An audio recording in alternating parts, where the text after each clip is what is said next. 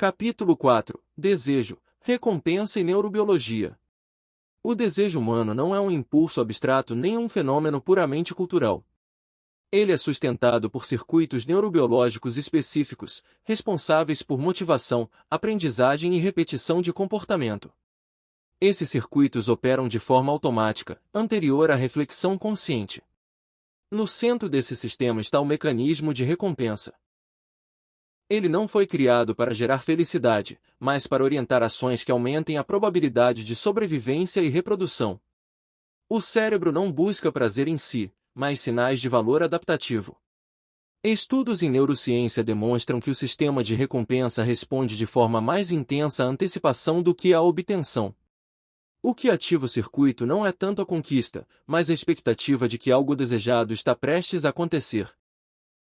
Isso faz com que o desejo se mantenha mesmo após repetidas satisfações incompletas. Outro elemento central desse sistema é a imprevisibilidade. Recompensas distribuídas de forma irregular geram níveis mais altos de engajamento do que recompensas previsíveis. Esse princípio explica por que certos comportamentos se tornam compulsivos mesmo quando o retorno real é baixo ou instável. A frustração controlada também desempenha um papel importante.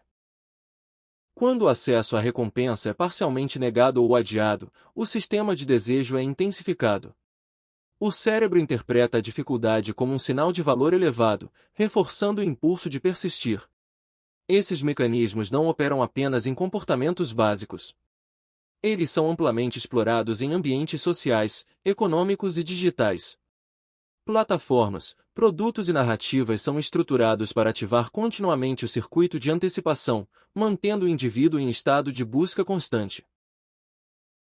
O desejo, nesse contexto, deixa de ser uma expressão espontânea da vontade individual e passa a ser um processo modulável. Quando estímulos são organizados para manter o sistema de recompensa em atividade contínua, o comportamento tende a se repetir mesmo sem satisfação duradoura.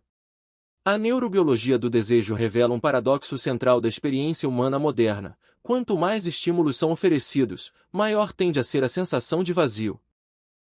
O circuito permanece ativo, mas a recompensa plena nunca se consolida. Compreender esses mecanismos é essencial para perceber como o desejo pode ser induzido, mantido e explorado sem necessidade de imposição direta. O controle mais eficaz não elimina a liberdade de escolha. Ele molda aquilo que parece desejável antes mesmo que a escolha seja percebida como tal. Capítulo 5. Vieses cognitivos e heurísticas.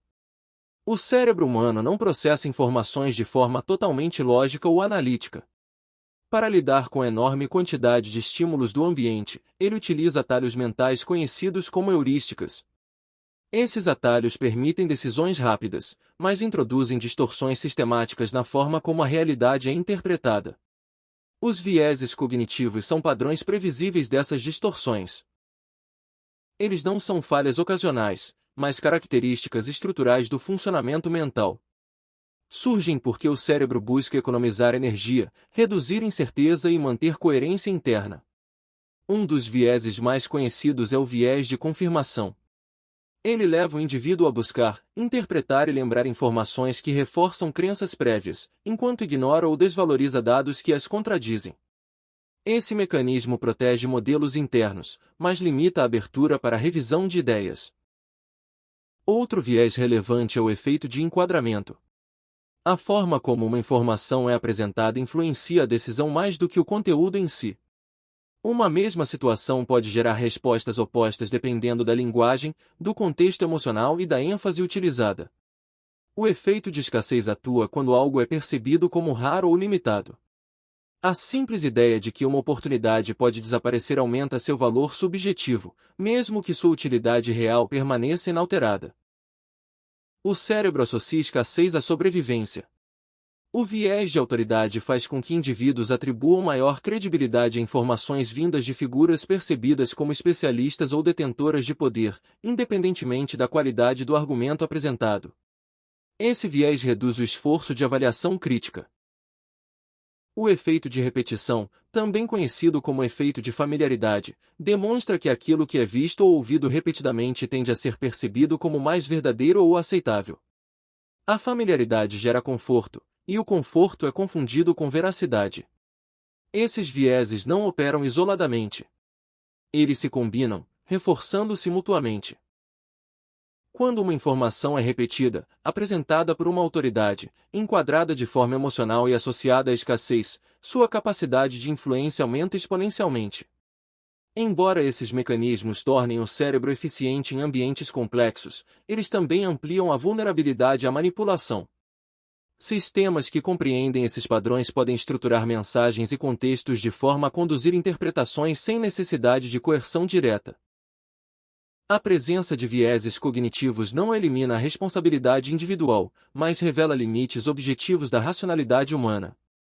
A consciência desses limites não garante imunidade, mas amplia a capacidade de questionamento. Compreender heurísticas e vieses é um passo essencial para perceber como decisões aparentemente livres são frequentemente respostas previsíveis a estruturas cognitivas compartilhadas por todos os seres humanos. Capítulo 6 – Engenharia da percepção. A engenharia da percepção não consiste em criar realidades falsas, mas em organizar estímulos reais de forma estratégica para induzir interpretações específicas. Ela atua antes da reflexão consciente, no nível em que o cérebro ainda está construindo o significado da experiência. Esse tipo de engenharia parte do princípio de que a percepção humana é moldável. Como o cérebro interpreta o mundo com base em contexto, expectativa e associação emocional, alterar esses elementos altera a forma como a realidade é percebida, mesmo que os fatos objetivos permaneçam os mesmos. O design visual é uma das ferramentas centrais desse processo. Cores, formas, contrastes e organização espacial influenciam estados emocionais e direcionam a atenção antes que qualquer análise racional seja ativada. O que se destaca visualmente tende a ser percebido como o mais importante. A narrativa é outro elemento fundamental. Histórias organizam informações em sequências compreensíveis, atribuem causalidade e oferecem sentido emocional aos eventos. Quando fatos são inseridos em uma narrativa coerente, eles passam a ser aceitos com menos resistência crítica. O ritmo de exposição também exerce influência direta. Informações apresentadas de forma repetida e gradual tendem a ser normalizadas, enquanto mudanças bruscas geram resistência. A percepção se adapta ao que é constante, não ao que é pontual. A associação emocional completa o processo. Quando uma ideia é consistentemente ligada a emoções específicas, como medo, segurança, desejo ou pertencimento, o cérebro passa a reagir a ela de forma automática. A emoção precede o julgamento. Essas ferramentas não são utilizadas apenas em contextos comerciais ou midiáticos. Elas estão presentes em ambientes educacionais, políticos, religiosos e culturais. Sempre que estímulos são organizados para orientar interpretação coletiva, há engenharia da percepção em operação. O aspecto mais eficiente desse mecanismo é sua invisibilidade. Quando a percepção é moldada antes da reflexão, o indivíduo tende a acreditar que suas interpretações são espontâneas. O direcionamento não é percebido como interferência, mas como conclusão pessoal. A engenharia da percepção não elimina a liberdade de escolha, mas delimita o campo no qual as escolhas parecem possíveis. O indivíduo decide, mas decide dentro de um ambiente cuidadosamente estruturado. Compreender esse processo é essencial para reconhecer que o controle contemporâneo raramente se apresenta como imposição direta. Ele opera de forma silenciosa, organizando contextos, narrativas e estímulos que orientam a experiência antes que ela se torne consciente. Encerrar este conjunto de capítulos é compreender que desejo, viés cognitivo e percepção não são fenômenos isolados. Eles formam um sistema integrado que molda a forma como a realidade é vista, sentida e interpretada.